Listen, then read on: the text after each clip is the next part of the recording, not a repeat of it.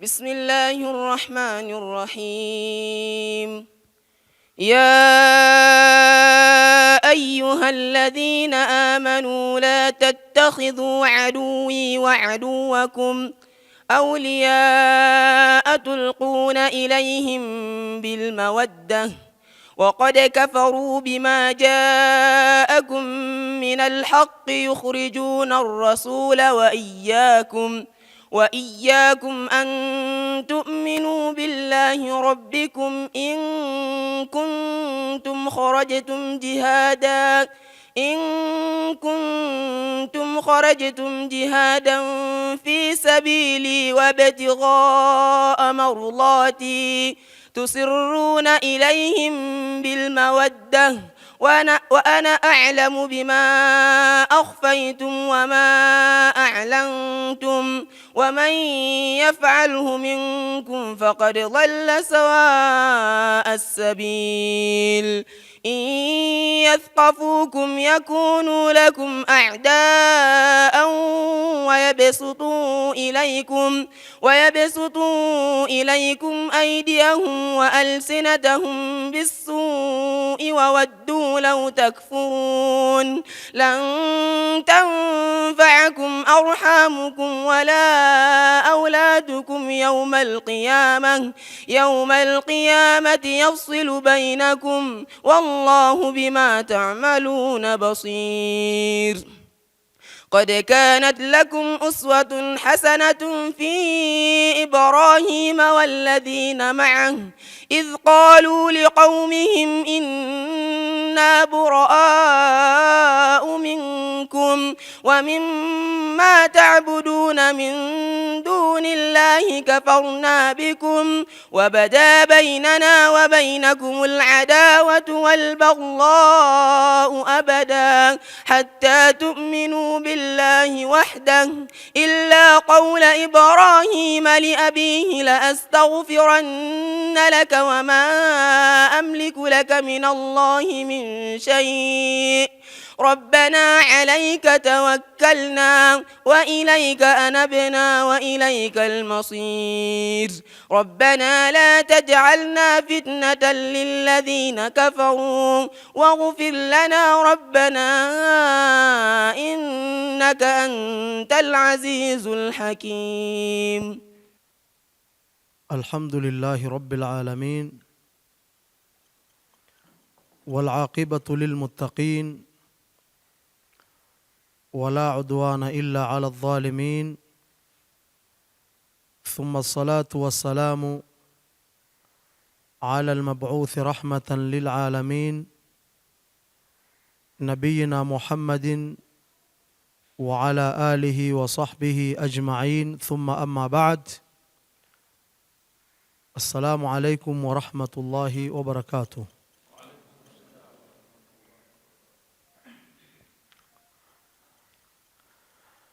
Awali ya mazungumzo yangu,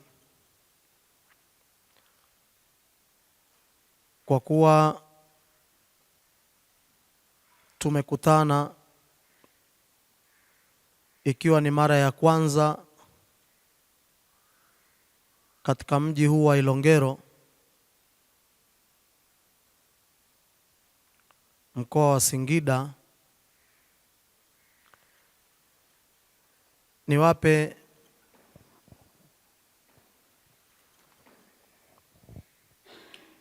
bishara wasimamizi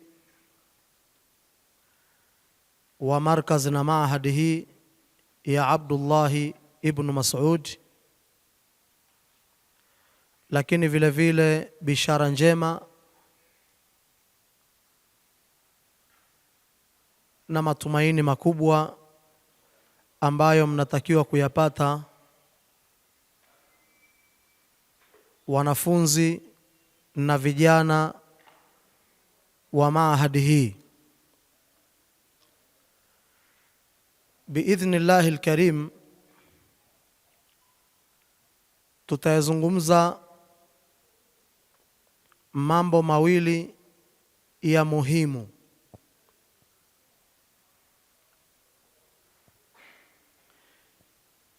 mambo haya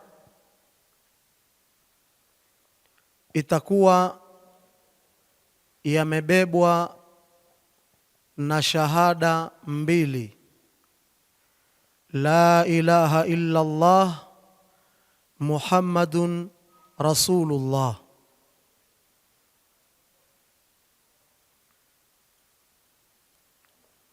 Maneno haya ambayo ni la ilaha illa Allah Muhammadun Rasulullah ni maneno ambayo yana thamani kubwa sana kwa Muislamu.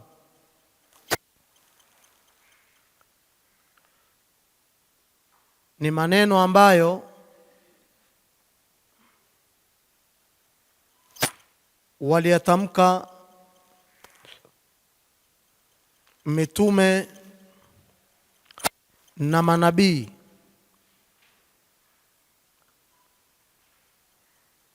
la ilaha illa Allah.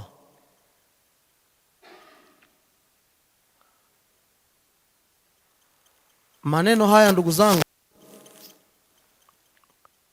kabla sijaingia kwenye ufafanuzi ambao kila mmoja itakuwa anauelewa, lakini tupate utangulizi kidogo wa kutazama lugha iliyotumika katika la ilaha illa Allah, ili darsa yetu mbele tuweze kuelewa maana halisi ya la ilaha illa Allah. Kwa uchache kabisa tuangalie grama na kanuni za lugha zilizotumika katika maneno haya. Nayazungumza haya kwa sababu tupo katika qal'a ya kielimu. Tunaposema la katika lugha ya Kiarabu ziko aina nyingi, lakini la iliyotumika hapa ni la at-tabri'a, au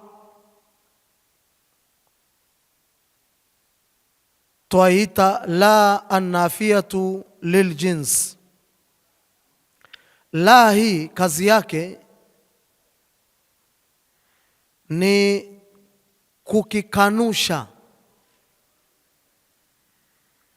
kila ambacho kitatajwa baada yake.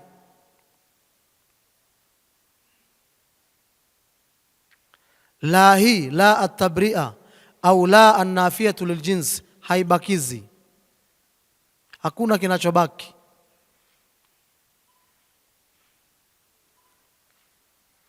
Lakini la hii inafanya kazi ya inna wa akhawatuha. Maana yake inahitaji ismu na khabar, na hapa katika mtiririko wa maneno haya tukitazama la ilaha, tunaona ilaha ni ismu ya la.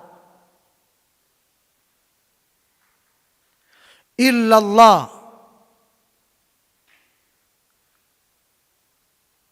illa Allah tukitazama vile vile tunaona khabari ya la haipo.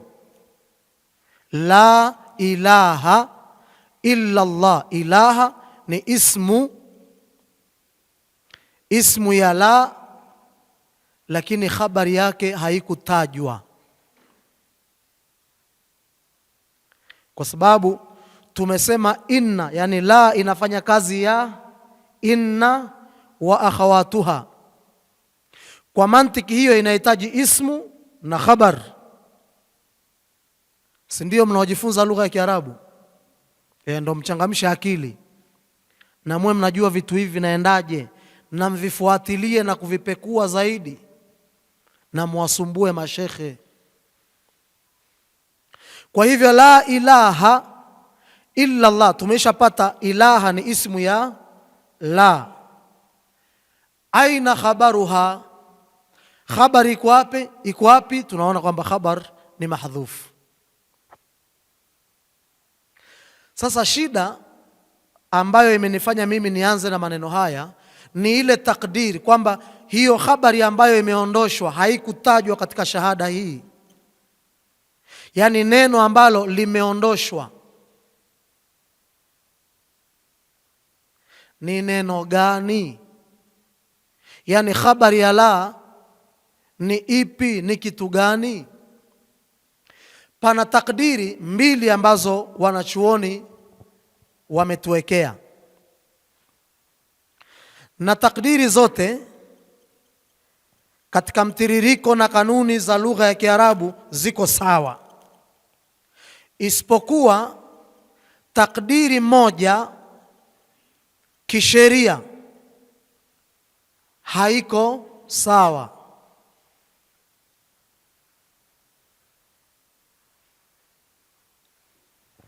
Tayib, ukisoma vitabu vya nahwu watakwambia hapa neno lililoondoshwa lilikuwa ni neno maujudun. Neno maujudun, na nyinyi mnajua nini maana ya maujudun? Ukisema ana maujudun, manake mimi nipo. Kwa kizungu nasema I'm present, yani nipo, hadhir.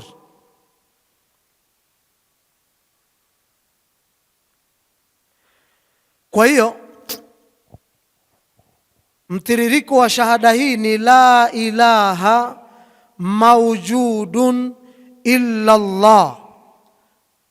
Wanalugha wanasema hivi katika vitabu vya nahwu kwamba hakuna Mungu maujudun, ambaye yupo, illa Allah, isipokuwa Allah peke yake ndo Mungu ambaye yupo. Hivi maneno haya tukiyatazama yana shida? Kwani yana kasoro? Yaani tukisema hakuna Mungu ambaye yupo isipokuwa Allah, kuna shida? Shida iko haiko? Shida iko. Na maneno haya si ya sawa sawa. Kwa nini? Tukisema hakuna Mungu ambaye yupo isipokuwa Allah ndo yupo, na hali ya kuwa tunajua wazi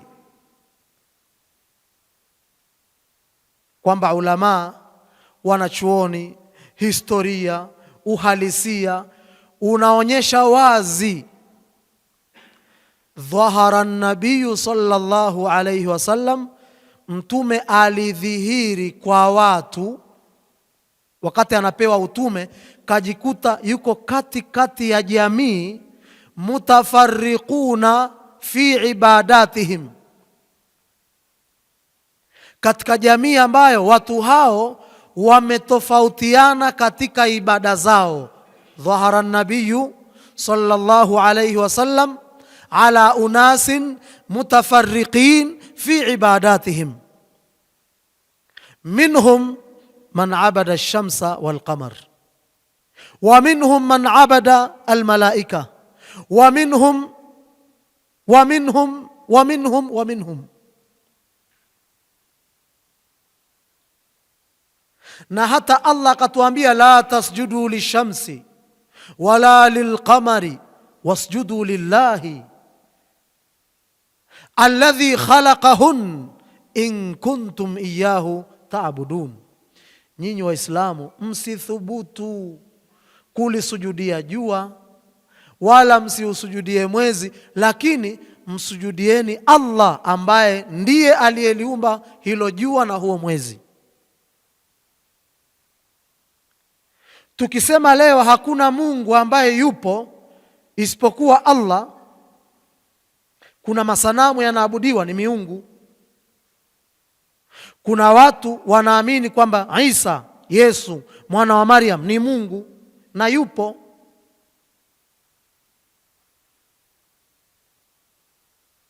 Kuna watu wanaabudu malaika. Kwa hiyo mtume wakati akipewa utume kajikuta yuko katikati ya watu ambao wanaabudu vitu tofauti tofauti. Kwa hiyo miungu ilikuwepo. Hata mtume akisema la ilaha illa Allah, saa hiyo miungu ipo na masanamu yako chungu mzima, tena pale katika nyumba ya Allah Al-Kaaba. Kwa hiyo tukisema hakuna Mungu ambaye yupo, si sawa katika vitabu vya nahwu. Lakini grammatically ukiangalia misingi ya lugha ni sahihi. Grama haikatai kwamba la ilaha maujudun, ikiwa hii maujudun ndio habari ya la, kuna shida gani? Hakuna shida. Lakini kisheria katika Uislamu, kusema la ilaha maujudun sio sawa. Lakini wanachuoni wengine wakatuambia takdir, yani khabar ambayo imeondoshwa, neno ambalo limeondoshwa kwenye mtiririko wa hii shahada ni neno haqqun, na hii ndo takdiri sahihi. Maana yake kumbe tunatakiwa kusema la ilaha haqqun illa Allah. Tafsiri yake nini? Hili neno haqqun tunalazimika kulitaja, tunalazimika kulisema pamoja na kuwa halipo kwenye shahada, lakini tunapofanya tarjama katika shahada, kila mmoja kwa lugha yake lazima neno hili ulirejeshe pamoja na kuwa halipo kwenye shahada. Mwingine atasema hapana, Mola apasaye kuabudiwa kwa haki. Kwa haki unaipata wapi na haipo? Hiyo ndo habari ya la. Sasa tafsiri sahihi la ilaha haqqun illa Allah, manake hakuna Mungu mwenye haki ya kuabudiwa. Hakuna, yani sikuna Mungu huyu, kuna Mungu jua, kuna Mungu mwezi, kuna Mungu malaika, kuna Mungu hao miungu wote, lakini pia Allah naye ni Mungu. Sasa shahada hii inatuambia na kutuelekeza kwamba katika hawa miungu wote hakuna Mungu hata mmoja katika hawa, hakuna Mungu mwenye haki ya kuabudiwa illa Allah, isipokuwa Allah peke yake. Allah peke yake ndiye Mungu ambaye ana haki ya kuabudiwa. Mnanielewa? La ilaha haqqun illa Allah. Tayib. Kwa hiyo mpaka hapa tuende sasa taratibu ili tuone mantiki ya ufafanuzi huu ambao nimeutoa.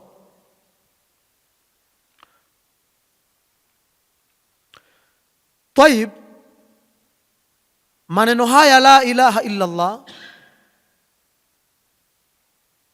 ili uone thamani yake na umuhimu wake katika maisha ya Muislamu. Nabiyullahi Musa alimwambia Allah, Allahumma, kamwambia Allah, Rabbi a'tini kalimatin ad'uka wa astaghfiruka biha. Allah, naomba unipe maneno ambayo nitakuwa nikiyataja wakati nikitaka kukuomba.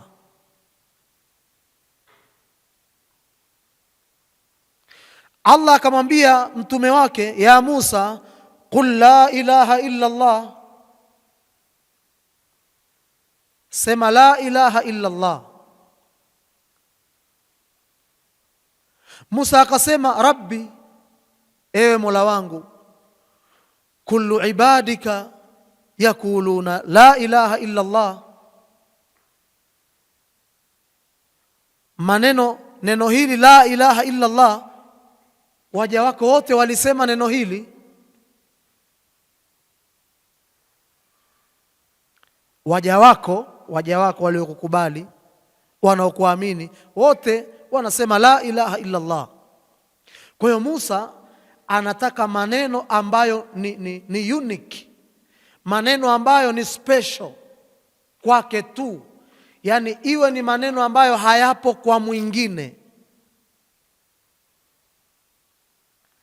Anaambia Allah, sasa la ilaha illa Allah hii si kila mtu anasema. Nataka maneno yawe ni maalumu kwangu tu, kwa mwingine yasiwepo. Allah akamwambia, ya Musa, lau anna as-samawati sab' wal ardhina sab' fi kiffa wa la ilaha illa Allah fi kiffa malat bihinna la ilaha illa Allah.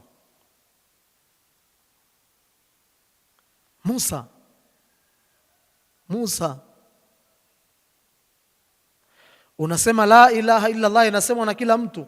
Lau mbingu 7 na ardhi 7 zingechukuliwa kwa pamoja, zikachanganywa, zikawekwa katika upande wa mizani, kisha ikachukuliwa la ilaha illa Allah peke yake ikawekwa upande wa pili wa mizani kwa lengo la kupima uzito, malat bihinna la ilaha illa Allah, hizi mbingu 7 na ardhi 7 zisingeusogelea uzito wa la ilaha illa Allah.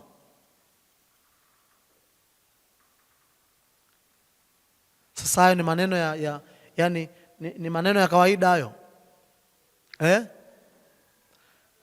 maneno ya kawaida, la ilaha illa Allah. Lakini maneno haya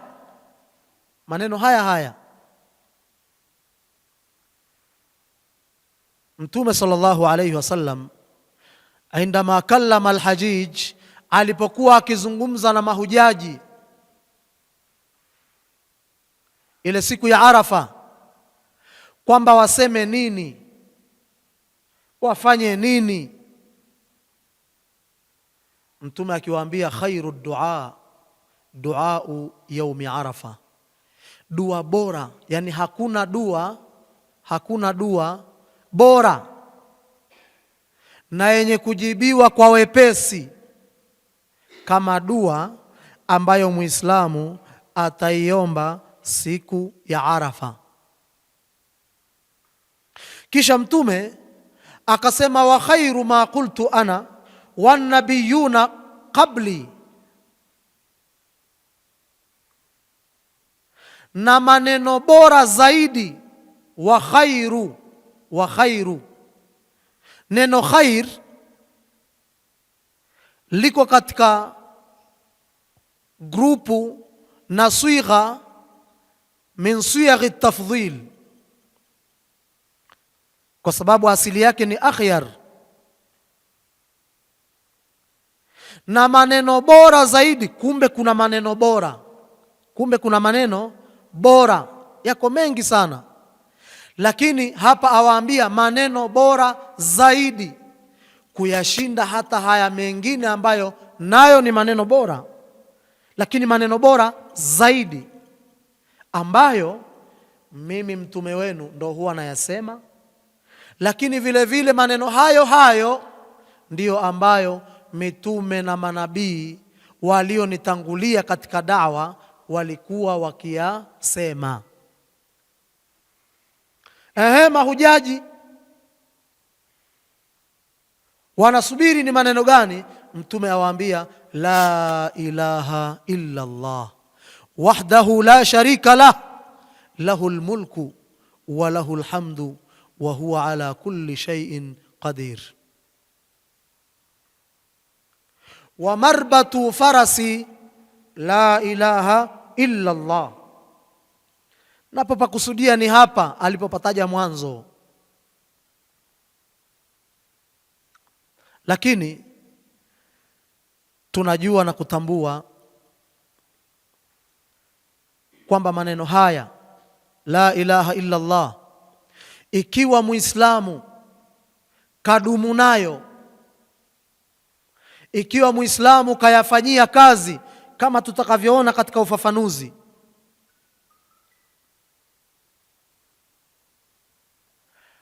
akapata riziki na zawadi kutoka kwa Mola wake, ikawa ndo maneno amezawadiwa ya mwisho. Baada ya kuyatamka maneno hayo, ikawa Muislamu amekata roho. Mtume anasema man kana akhiru kalamihi la ilaha illa Allah dakhala aljanna, atakayefanikiwa kusema la ilaha illa Allah kisha akafa, huyo ni wa peponi, huyo ni wa peponi. Kwani Mtume kasema sayadkhulul janna, yani katumia fi'lu mudhari. Dakhala tunajua ni past tense, inazungumzia kitendo kilichopita, ndio fi'lu madhi maana yake. Hasa hapa imekuwaje? Yani Mtume aseme atakayetamka shahada halafu tena aseme aliingia. Fi'lu madhi imegawanyika katika magrupu matatu.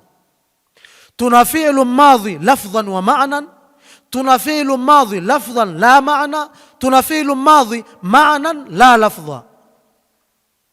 Na hii ni fi'lu madhi lafdhan la ma'na. Ni fi'lu madhi housing tu ndio inaonekana ni fi'lu madhi, lakini maana yake sio madhi. Maana yake hiyo sio fi'lu madhi. Tayib. Kwa hiyo yaonyesha wazi kumbe neno la ilaha illa Allah lina thamani ya kipekee sana kwa kila Muislamu. Kwa hiyo kumbe maneno haya Muislamu ikiwa atayatamka kisha akakata roho, Mtume amekwisha toa hukumu kwamba huyo ni wa peponi. Lakini tunajua pia la ilaha illa Allah, la ilaha illa Allah ndo ufunguo, ndo maneno ambayo anatakiwa kuyatamka yule ambaye kafanya maamuzi ya kutoka katika mila fulani akaja kwenye mila sahihi ya Uislamu. Je, kuna mtu anaweza kakaa akauchunguza akaupekua Uislamu akautazama, akawatazama na Waislamu jinsi walivyo, tabia zao, wake zao wanavovaa, mabinti zao wanavovaa, vijana wao wanavovaa, vile walivyo. Mtu ambaye si Muislamu amekaa pembeni tu akazumu hivi, halafu kisha akawatazama na watu wa dini nyingine vile walivyo, tabia zao, wanavovaa, wake zao, mabinti zao, dada zao, wanawake wao, vile wanavyovaa, hata saa wakienda katika nyumba za ibada kwa wao, vile wanavyovaa na vile wanavyovaa wanawake na mabinti wa Kiislamu wanapokwenda katika nyumba za kiibada, mtu anapata kugundua kwamba Uislamu ni dini. Uislamu ni dini. Na ndo hata utaona falsafa ya maneno ya Allah pale aliposema wa inna au iyyakum la ala hudan au fi dhalalin mubin, au fi dhalalin mubin. Hili neno au Ima sisi, yani Mtume alikuwa akitangaza, akiwatangazia Mayahudi na Manaswara na waabudu chochote kile, akiwaambia yawezekana sisi ndo tuko kwenye haki au tuko katika upotevu. Wa inna au iyakum, yawezekana ni sisi au ni nyinyi ndo mko kwenye haki, au inawezekana sisi ndo tumepotea au ni nyinyi ndo mmepotea. Sasa au ya hapa, hii au ya hapa katika au zile aina 9, au hii sio au ya kusema hii au hii. Hii ni au al-ibhamia. Na au al-ibhamia katika lugha ya Kiarabu maana yake, unapotumia au katika vitu viwili, maana yake kama unatafuta kitu sahihi, ni wewe mwenyewe ukae uchunguze hiki kikoje na hiki kikoje, utapata kujua kwamba hiki ni feki na hiki ndo original.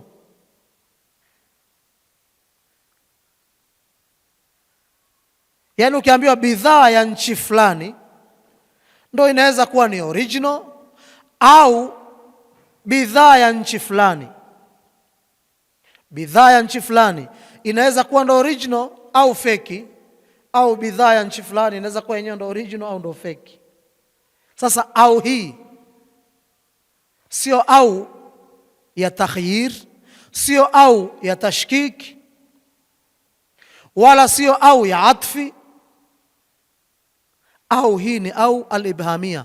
Maana yake wakati Mtume akiyasema hayo, yeye na maswahaba wanamwabudu Allah, halafu jamii nyingine yote ambayo inasujudia masanamu, lakini vile vile inawaua na kuwazika watoto wa kike wakiwa hai, jamii hiyo ndo ya kunywa mapombe, jamii hiyo wanauana hovyo, jamii hiyo wana vita visivyokuwa na sababu za msingi, jamii hiyo walikuwa wanapora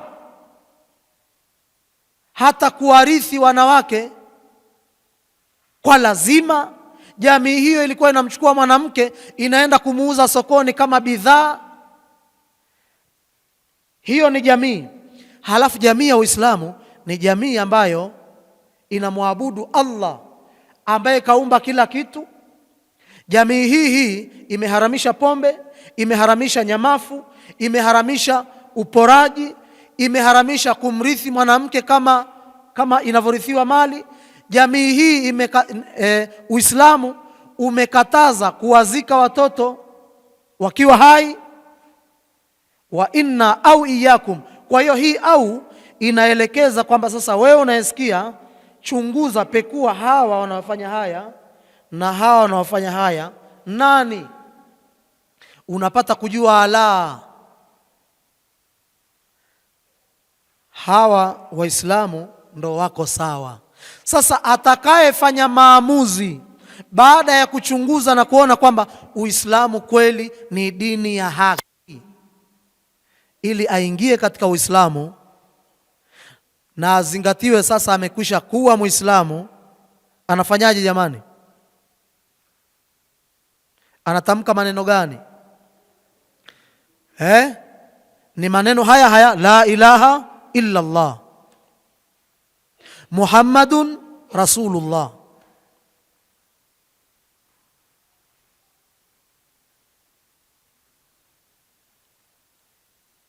Sasa ikiwa tumekubaliana kwamba la ilaha illa Allah, hakuna Mungu mwenye haki ya kuabudiwa isipokuwa Allah peke yake, hii inakupa picha Muislamu na hata asiyekuwa Muislamu kwamba kuna watu kweli wanaliabudu jua. Lakini hivi jua, kwa mwenye akili timamu, hata kama si Muislamu, hivi jua kama jua lina haki ya kuabudiwa? Jua lina haki ya kuabudiwa? Jua Hivi sanamu ambalo umelichonga, sanamu umelichonga, umechonga sanamu, umelisimamisha, umefinyanga kwa udongo mpaka ikatokea jitu fulani hivi halafu hilo sanamu la udongo ndo umesimama unaliabudu. Hivi kweli sanamu lina haki ya kuabudiwa? Sanamu lina haki ya kuabudiwa? Abadan. Hivi Yesu mwana wa Maryam, Isa, Yesu ukimwabudu uko sawa? Ukimwabudu Yesu ukasema Yesu ndo Mungu wangu, namsujudia na ndo namuomba, hata ukinyenyua mikono unamuomba yeye, ndo sawa hivyo? Kwa hiyo kumbe anaabudiwa, lakini hana haki ya kuabudiwa.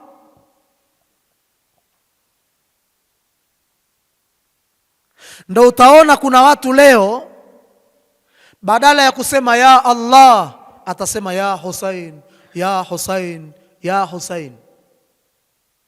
Hivi Husaini ana haki ya kuabudiwa? Mjukuu wa Rasulullah ana haki ya kuombwa? Yaani wewe una shida zako Muislamu, halafu umetawadha, umejitoharisha, sasa unaomba ndo useme ya Husain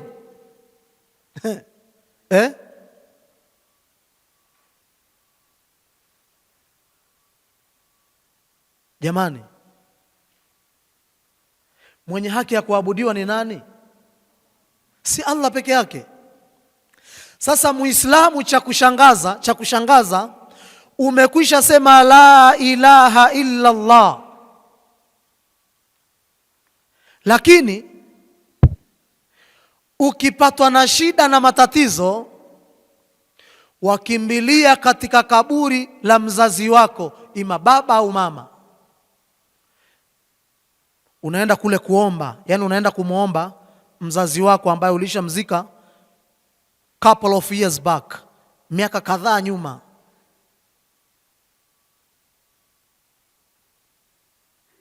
Unapelekwa katika kaburi la shekhe wako, eti wewe kwa sababu unajua baba yako alisomaga kwa shekhe fulani. Sasa baba yako kwa kuwa alikuwa ni mwanafunzi wa shekhe, sasa inawezekana na hili jina baba yako alikupa jina la shekhe wake, ili jina la Zuberi ilikuwa ni Sheikh Sharifu huyo. Kwa hiyo sasa wewe kwa sababu unapata misukosuko, una matatizo, kaburi la yule Sharifu kamuombe na umtake msamaha kwa niaba ya baba yako. Inawezekana baba yako alimkosea mwalimu wake na wewe ndo ulipewa jina la Sharifu yule, ndo maana unateseka, ndo maana unapata tabu. Nenda kaombe, mwisho wa siku huyo Sharifu nimekuja.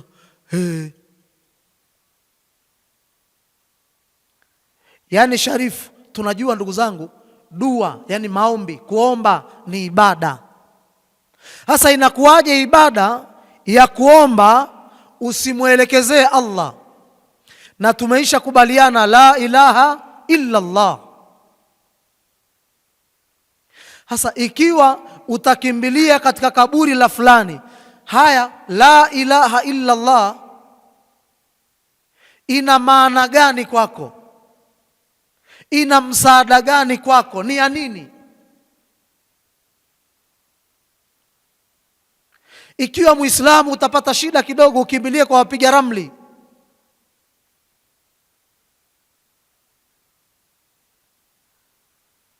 Muislamu una matatizo, mwanao anaumwa, eti upate maelekezo kwamba huyu mwanao na yeye kwa sababu ana jina la bibi yake, sasa mnatakiwa kutafuta kondoo wa rangi fulani ili mchinje huyo bibi huyo au huyo babu huyo. Ilikuwa anapenda sana pombe, ilikuwa anapenda sana maziwa na nyama. Sasa chinjeni kondoo, halafu linatafutwa jiwe fulani jeupe, inachukuliwa pombe kidogo, inamwagiwa pale. Mnaitwa kifamilia, fulani ananjo, chota kidogo maziwa, sema babu, wewe mgonjwa sasa, babu nisamehe, mimi ndo wewe, mimi ndo mzee fulani, mimi ndo mzee Lubuva.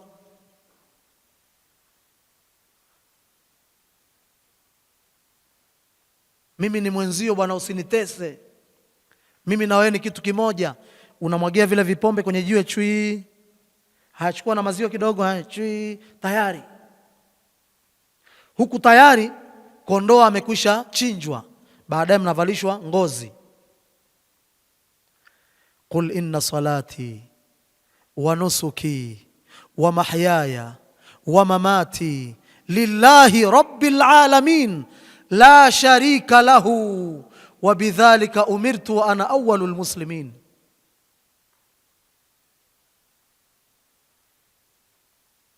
Kwa hiyo kumbe hata kuchinja unatakiwa kuchinja kwa lengo la kujikurubisha kwa Allah, kwa sababu adhabhu ibada, kuchinja pia ni ibada.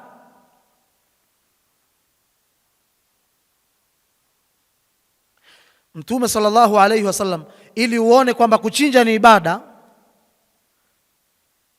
katika kisa maarufa Mtume sallallahu alayhi wasallam alizungumza maneno akasema,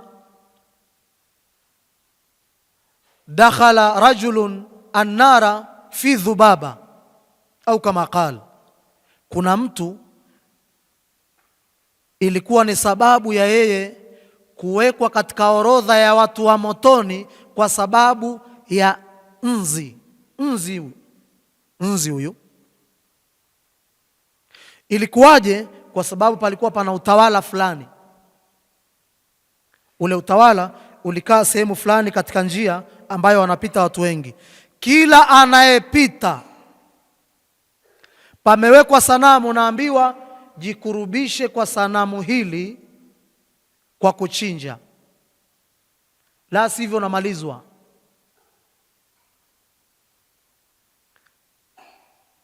Kwa hiyo ukijikurubisha pale, ukichinja, unaambia anenda zako, jikurubishe. Ukichinja kwa jina la huyo sanamu, nenda zako. Akaja mwingine haya, chinja kwa jina la sanamu, akasema sina cha kuchinja. Akabwana, kama huna kabisa, japo nzi, mchukua hata nzi, taja jina la sanamu, mchinje nzi. Kitendo cha kufanya hivyo kwa nzi tu ikawa ni sababu ya kwenda motoni. Kwa hivyo Muislamu, kuchinja ni ibada, lakini la ilaha illa Allah inatupa picha halisi kwamba kila unachokifanya, dhamira yako na malengo yako na target yako iwe ni kuzitafuta radhi za Mola wako.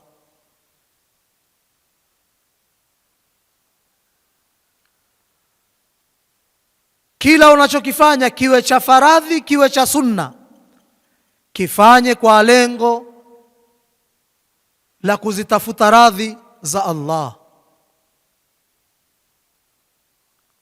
Lakini jambo la pili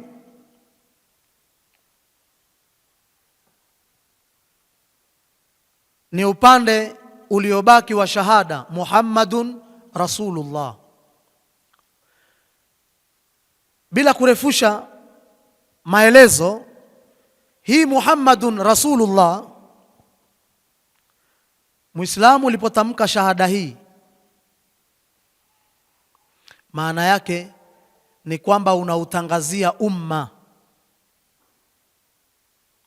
kwamba vile ambavyo wewe umeutangazia umma kwamba la ilaha illa Allah, kwamba hakuna Mungu mwenye haki ya kuabudiwa isipokuwa Allah, kwa maana wewe unayemwabudu ni Allah peke yake, na Muhammadun Rasulullah manake umeutangazia umma kwamba wewe huwezi kulifanya lolote, huwezi kukifanya chochote katika haya mambo ambayo ndo wayafanya kwa lengo la kutafuta radhi za Mola wako.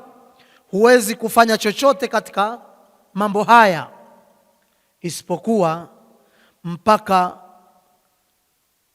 utazame mtume wako amekuelekeza vipi, amekuelekeza nini, na amekupa ufafanuzi gani katika kuyaendea haya ambayo ndiyo wayafanya kwa lengo la kujikurubisha kwa Mola wako peke yake. La sharika lahu, hana mshirika Allah. Muhammadun Rasulullah.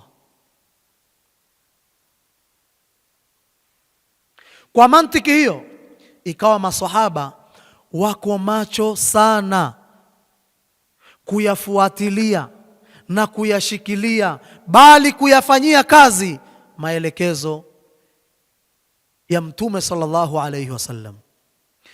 Mtume ikawa awaambia, sallu kama raaitumuni usalli, jama swalini kama mnavyoniona mimi nikiswali, ninavyoswali na nyinyi mswali hivi hivi. Isije ikatokea kesho na kesho kutwa mmenizika, halafu kila mmoja akajiswalia kwa utaratibu anaoona yeye katika akili yake. Bali si hivyo tu, katika viwanja vya haji Mtume awaambia mahujaji, khudhu anni manasikakum, chukueni kutoka kwangu namna sahihi ya utekelezaji wa ibada ya hija. Isije ikatokea kesho au kesho kutwa mmenizika, alafu kila mmoja akaja kujihijia kwa utaratibu anaoona yeye. Hata walipotoka Arafat, wameshuka wameingia Muzdalifa, Mtume kaokota vijiwe vya kwenda kurembea, kwenda kurusha katika jamra siku ya tarehe 10, na akamwambia mahujaji okoteni. Kila mmoja akileta, Mtume anamwambia hivi sawa. Akileta makubwa anamwambia haya, hapana, okota mengine, okota kama ya kwangu.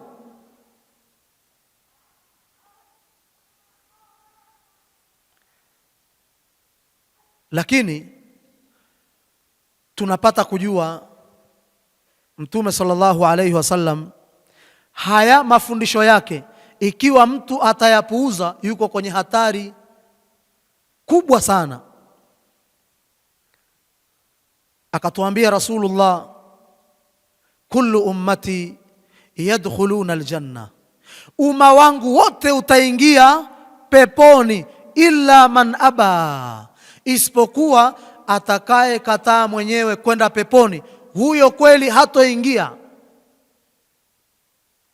Qalu wa man yaba ya Rasulullah, masahaba wakashangaa na kustaajabu sana, hivi ni nani atakuwa ni mtu wa aina gani siku ya Kiyama ambayo ni siku nzito, siku ngumu, akaambiwa ingia peponi alafu aseme staki? Ni mtu wa aina gani huyo? Qala, Mtume akasema, man ata'ani, atakaye nitii na kufuata maelekezo yangu na sunna zangu, dakhala aljanna, huyu ni wa peponi. Wa man asani, na atakaye kataa akayapuuza mafundisho yangu na maelekezo yangu na sunna zangu, faqad aba, huyu itakuwa amekataa mwenyewe kwenda peponi. Kwa hivyo namalizia kwa kusema, ndugu zangu Waislamu wa Ilongero na sehemu nyingine yoyote, lakini vile vile wanafunzi wa mahadi hii ya Ibn Mas'ud hapa Ilongero, na wanafunzi ambao mmetokea maeneo mengine nje na Ilongero, kuweni makini sana, kuweni makini sana katika ibada zenu isije ikatokea mtu anafanya jambo kwa lengo la kupata sifa kwa viumbe. Fanya kwa ajili ya Allah. Hadha sallallahu wasallama wa baraka ala sayyidil mursalin walhamdulillahi rabbil alamin.